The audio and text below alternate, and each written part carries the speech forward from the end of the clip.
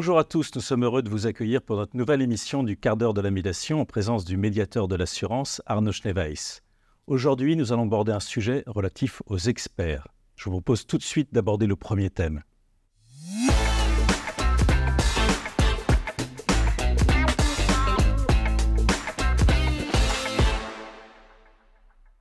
Bonjour Arnaud, merci d'être là.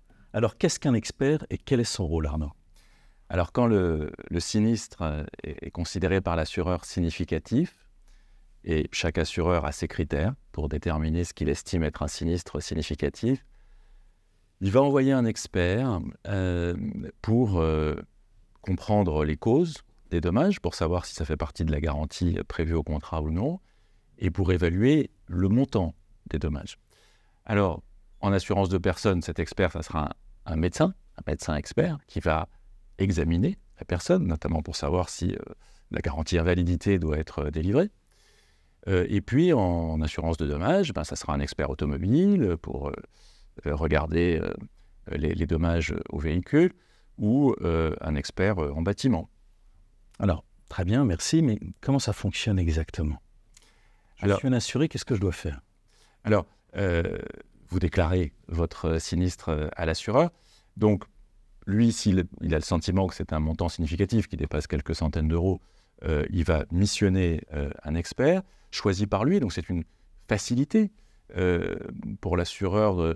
C'est une facilité qu'apporte l'assureur d'envoyer quelqu'un d'indépendant qui va examiner les dommages au bien, par exemple, dommages à votre habitation. Et cet expert, il a un rôle fondamental puisque c'est vraiment sur son analyse que va reposer le fait que la garantie va être ou non délivrée et le montant des dégâts estimés. Donc son rôle dans le processus d'indemnisation est crucial. Merci, je vous propose de passer à un deuxième thème.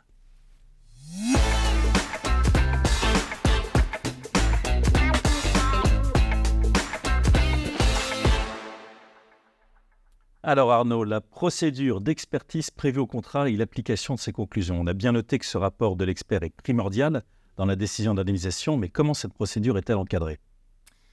Alors on a prévu un graphique. Alors vous avez plusieurs cas de figure. Bien sûr, le plus simple, c'est le premier cas de figure. Donc il y a eu l'expertise à la demande de l'assureur et les conclusions de l'expert sont acceptées par l'assuré, que l'expert donne raison ou tort à l'assuré. Bon, à ce moment-là, évidemment, c'est très simple et la procédure va s'arrêter là. Et on est d'accord avec les conclusions de l'expert. Alors, l'autre cas de figure qui nous intéresse plus aujourd'hui, c'est le cas de figure où la conclusion de l'expert est refusée par l'assuré. Alors, il a le droit, en général, la plupart des contrats prévoient que la contre-expertise est possible, simplement aux frais de l'assuré. Et là, tout de suite, ça va coûter quelques centaines d'euros. En assurance dommage, à coup sûr, 400-500 euros. En assurance de personnes, jusqu'à 900 euros. Donc, certains assurés nous disent « D'accord, j'ai un droit théorique à une contre-expertise, mais en pratique, je n'ai pas les moyens de la financer. » Certains assureurs, parfois, font des gestes commerciaux, prennent à 50% les frais de contre-expertise, mais enfin, c'est assez rare. Bon. Donc, la contre-expertise a lieu, il faut qu'elle soit contradictoire. C'est-à-dire il faut que les deux experts assistent à cette contre-expertise. Si l'assuré fait la contre-expertise dans son coin, sans côté contradictoire, ça ne vaudra pas. Il ne pourra pas l'opposer à l'assureur. Donc il faut réunir les deux experts pour qu'ils échangent sur les causes de la fissuration de l'habitation. Est-ce que c'est dû à la sécheresse ou pas, par exemple. Voilà. Alors là, soit les experts ont réussi à se mettre d'accord, bon, c'est formidable, un consensus a été trouvé, et donc là, on repart sur une procédure d'indemnisation, ou si les deux experts disent non, les fissures de votre habitation ne sont pas dues à la sécheresse, sur le refus d'indemnisation, bon. Soit le désaccord persiste, en fait. L'un dit, les fissures de votre habitation sont bel et bien dues à la sécheresse, l'expert d'assuré. L'expert envoyé par l'assureur dit pas du tout, c'est dû à un défaut de construction de la maison, cas très fréquent qu'on voit à la médiation. Alors, il faut faire une tierce expertise, qui est souvent prévue par le contrat, c'est-à-dire que les deux experts vont en désigner un troisième, dont l'opinion prévaudra. Alors, tout ça est très frustrant, tout ça est long, et tout ça peut être coûteux. Merci Arnaud. Mais est-ce que c'est l'expert qui se prononce sur la délivrance de la garantie ? Alors, surtout pas. Alors, ça, c'est une faute que l'on voit parfois. L'expert, comme on l'a dit, il est là vraiment, c'est un technicien qui doit faire un rapport factuel. quelles sont les causes du sinistre, quelles sont les causes du dégât des eaux, quelles sont les causes de la fissuration de l'habitation, etc. Quelles sont, bon. Et évaluer les dommages. Voilà. Après, se prononcer sur les garanties, c'est-à-dire les conditions de garantie sont-elles réunies? Pas d'analyse juridique. Voilà, y a-t-il une exclusion qui doit s'appliquer ou pas? Ce n'est pas le rôle de l'expert. Ça, c'est le rôle du service gestion de sinistre de l'assureur. Merci. Mais alors du coup, le rôle de l'assuré dans cette expertise, qu'est-ce qu'il doit faire? Alors, l'assuré, il faut qu'il aide, naturellement, puisque, comme on l'a dit, l'expert a vraiment un rôle crucial dans le processus d'indemnisation. Donc, il faut permettre à l'expert de pouvoir faire son travail, donc de lui fournir tous les éléments. Si on est en assurance de personne, en cas d'invalidité, il faut lui donner toutes les pièces médicales utiles pour qu'il puisse se faire son opinion. Si on est dans un cas d'assurance habitation, lui montrer l'ampleur des dégâts, prendre des photos, voilà, faire tout ce qui est naturellement lui faciliter l'accès au lieu pour qu'il puisse faire son expertise. Si vous êtes d'accord, notre téléspectateur apprécie beaucoup un petit jeu, Arnaud. D'accord. Hein, on pourrait commencer par un jeu autour du cambriolage, peut-être. D'accord. Monsieur et Madame Dupont ont été victimes d'un cambriolage à leur domicile. Quels sont les éléments qu'ils peuvent apporter à leur assureur afin d'obtenir un dédommagement? Alors, il faut apporter tous les éléments concrets, factuels, irréfutables, qui prouvent l'existence des biens et la valeur de ces biens. Donc, dans un monde idéal, effectivement, on a conservé des factures qui prouvent chez quel commerçant on a acheté la montre, le téléviseur. Dans un monde idéal. Dans un monde idéal, je suis d'accord, on a conservé les factures qui prouvent l'existence des biens. Bon. Donc oui, à cette première question sur les factures, ce serait formidable de pouvoir les produire. Et il ne faut pas mentir. On va y revenir, mais il ne faut surtout pas mentir. Il ne faut surtout pas produire de fausses factures, même si on est de bonne foi en disant j'ai vraiment acheté ce pull, j'ai vraiment acheté ce téléviseur, et j'ai fait une fausse facture parce que j'avais perdu la première. Non, il ne faut pas mentir, parce qu'une fausse facture, l'assureur va sans doute s'en apercevoir. Des photos, oui, prenez des photos de votre appartement aujourd'hui, avant que le sinistre n'ait lieu, et puis après le sinistre, pour prouver que des éléments ont disparu, ou prouver le désordre, etc. Ou dans un accident de voiture, prouver l'accident tout de suite après le sinistre, ça c'est une bonne idée. Une liste manuscrite des objets volés, ça vous pouvez l'avoir fait tout seul, ça prouve rien. Donc là, non, ça n'a pas d'intérêt, ça n'a pas de valeur. Merci Arnaud, je vous propose d'aborder un troisième thème.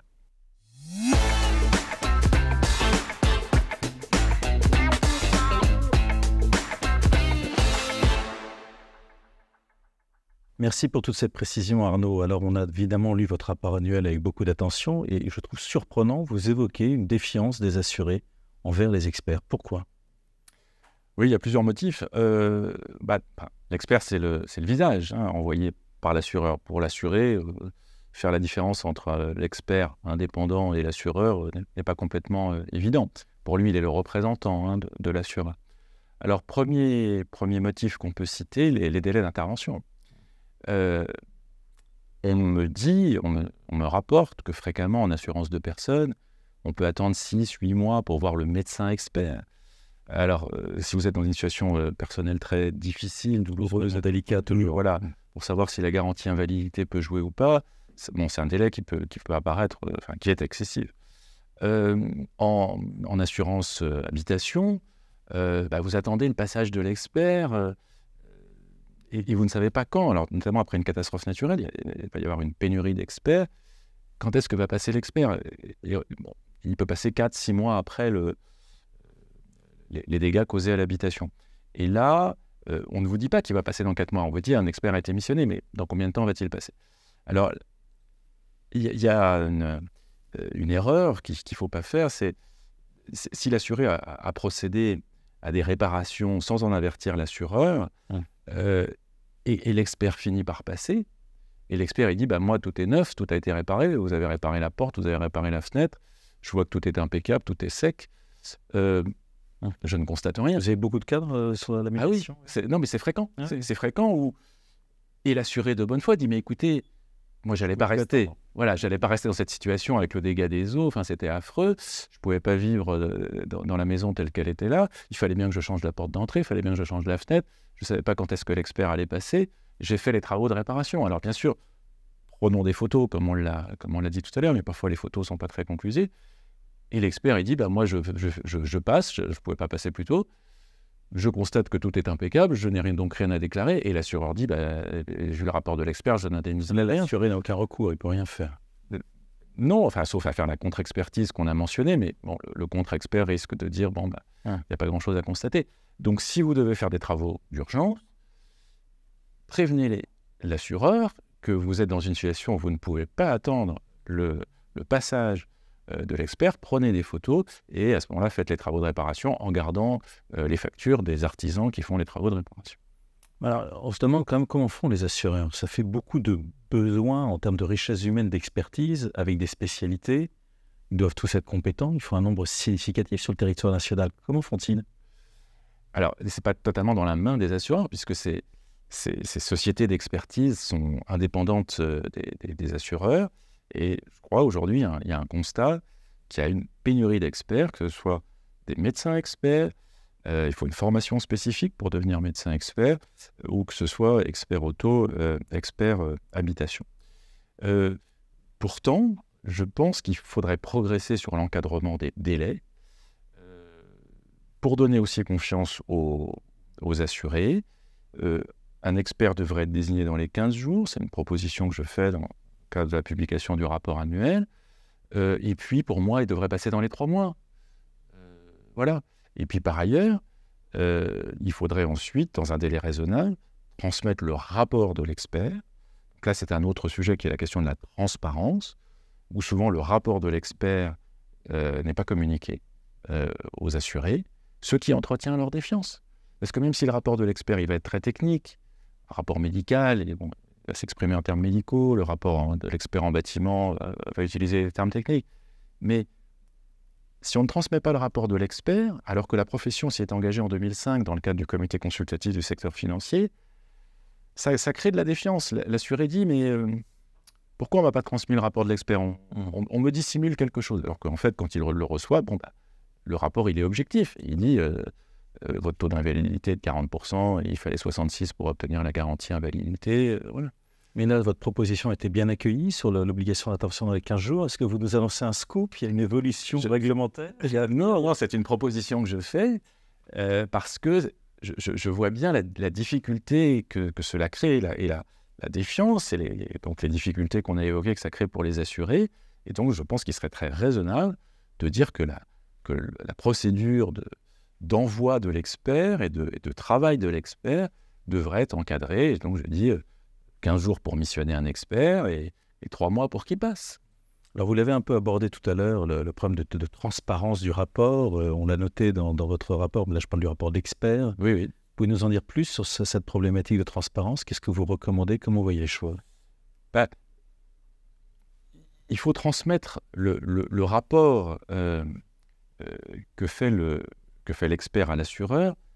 La profession de l'assurance s'est engagée depuis 2005, dans le cadre du comité consultatif du secteur financier, à le transmettre aux assurés. De toute façon, ça n'a pas d'intérêt de ne pas le transmettre. C'est-à-dire que ce rapport, il est normalement objectif, factuel, et il dit, le médecin expert va dire, j'ai examiné le patient, son taux d'invalidité est de 40%.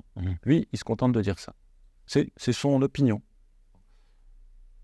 Ensuite, l'assureur va dire, pour avoir la garantie invalidité, il fallait atteindre le taux de 66%, et c'est la raison pour laquelle je n'ai pas délivré la garantie invalidité. Mais au moins, l'assuré sait à quoi s'en tenir. Pourquoi est-ce que la garantie est refusée? C'est parce qu'un médecin expert l'a examiné personnellement, avec l'aide aux besoins de pièces médicales qu'il a apportées, et la conclusion du médecin expert a été la suivante. Sur les fissures de l'habitation, cas très fréquents que nous voyons, l'expert conclut que ce n'est pas avant tout dû à la sécheresse, mais qu'il y a aussi un défaut de construction de la maison, qu'il y a aussi une racine d'un arbre qui a sapé les fondations de la maison, et que c'est la raison pour laquelle, dans le cadre de la catastrophe naturelle sécheresse, l'assureur refuse de délivrer sa garantie. C'est quand même mieux pour la confiance pour la confiance, Ça semble logique en fait. que les conclusions sur lesquelles l'assureur s'est appuyé soient transmises à l'assuré en toute transparence. Non, je partage. Est-ce qu'il y a d'autres défiances des assurés envers le travail des experts que vous voyez ou la transparence est le problème majeur? Non, il y a d'autres sujets. Il y a la question de l'indépendance. Le fait que l'expert soit missionné par l'assureur, ce qui est une facilité dans le cadre du contrat. Mais quand les conclusions de l'expert sont défavorables à l'assuré, l'assuré a tendance à protester en disant « je ne suis pas étonné de ces conclusions » puisque l'expert est tenu économiquement par l'assureur. Alors, est-ce vrai ou non? L'expert, normalement, est indépendant. Il est un salarié d'une autre entreprise. Il a sa propre déontologie. Il a sa déontologie. Donc, voilà. Mais il y a de la défiance en disant, vu le volume de missions qui est confié à cette société d'expertise, comment l'expert peut-il être vraiment indépendant par rapport à l'assureur qui lui confie ses missions? Alors, moi, je lance une idée. Cassons ce rapport, ce missionnement direct entre l'assureur et l'expert. Pourquoi pas avoir une liste d'experts de qualité agréés par la profession, en automobile, en habitation, en assurance de personnes, et puis qu'il y ait une sorte de désignation aléatoire de l'expert qui va être effectivement envoyé pour examiner le dossier en question. Bon, c'est une idée que je lance, mais parce que je vois bien que le fait que ce soit l'assureur qui missionne directement l'expert pour évaluer les dommages est une source de défiance. Et l'assuré dit, mais cette personne ne peut pas être indépendante, elle est tenue par l'assureur. Pourtant, on rappelle, ce n'est pas un salarié de la compagnie. Il est important de le rappeler. Voilà. Mais la question sur une éventuelle dépendance économique, on ne peut pas complètement l'écarter. Voilà, et puis il y a des critiques sur la compétence de l'expert, de l'expert envoyé par l'assureur. Bon, quand l'assuré est mécontent des conclusions, il critique sa compétence. Alors, un autre sujet, une autre question, les experts d'assurés, cette fois-ci. Ne mélangeons pas, cette fois-ci on est sur les experts d'assurés. Qu'est-ce que vous pouvez nous dire sur ce métier peut-être méconnu? Il y a une confusion qui règne. Oui, alors, méconnu et qui aurait peut-être besoin d'être moralisé, d'être précisé dans ses contours. Comme on l'a vu tout à l'heure, quand l'assuré conteste les conclusions de l'expert, parce qu'il estime que le travail n'a pas été fait correctement, que les conclusions ne lui conviennent pas, typiquement les fissures de l'habitation où l'expert dit ce n'est pas dû à la sécheresse. Bon, l'assuré a le droit, dans l'immense majorité des contrats, il est prévu que l'assuré a le droit de faire une contre-expertise, mais à ses frais. Maintenant, souvent, des assurés se tournent vers nous en disant « Très bien, j'ai le droit de faire une contre-expertise. Est-ce que vous avez quelqu'un à me recommander ?» Parce qu'on n'a pas souvent l'occasion de faire appel à un expert d'assuré dans sa vie pour examiner les fissures de l'habitation, est-ce que c'est dû à la sécheresse ou pas. Il n'y a pas de référence aujourd'hui. Il n'y a pas une fédération ou une certification nationale qui dirait voilà des experts d'assurés de qualité que vous pouvez aller voir. Permettez-moi de vous dire, Arnaud, que le groupe IFPAS travaille en ce moment à l'élaboration d'un titre reconnu par l'État pour aller dans ce sens. Alors, je salue cette initiative et cet effort. Et donc, on va, grâce à cette initiative, sans aucun doute progresser. Mais aujourd'hui, des gens peuvent prétendre être experts d'assurés, alors qu'en fait, ils n'ont pas de compétences. Aujourd'hui, n'importe qui Tout le monde peut se prétendre expert d'assurance. Voilà, parce qu'on ne demande pas, il n'y a pas une certification nationale qui est demandée. Donc, on a des gens sérieux, dont ceux qui seront formés par votre maison, et puis on a des margoulins, on a des voyous, et on le voit au moment de chaque catastrophe naturelle d'ampleur. Moi, je me rappelle de l'ouragan Irma en 2017 aux Antilles, où on avait des voyous qui venaient attendre les assurés à la sortie des bureaux des agents généraux, pour dire « je vais vous défendre, je ne vous demande pas d'argent, je ne prendrai que 10% de l'indemnité qui vous sera versée par l'assureur. » En fait, plutôt des parasites que des gens qui apportaient une compétence, une valeur ajoutée au débat. Donc on a de tout parmi les experts d'assurés. Des gens sérieux, il faut le reconnaître, il y a des gens très bien, et puis il y a des voyous.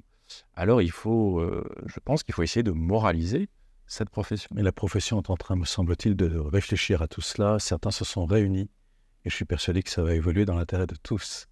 Merci beaucoup Arnaud, merci. Votre rôle, c'est aussi de mettre en avant les irritants, d'être force de proposition. Je suis persuadé que cette émission va faire réagir. Merci beaucoup pour cette intervention et je vous propose de nous retrouver pour une prochaine émission, ensemble, émission qui sera relative aux fausses déclarations. D'accord. Merci Arnaud. Merci.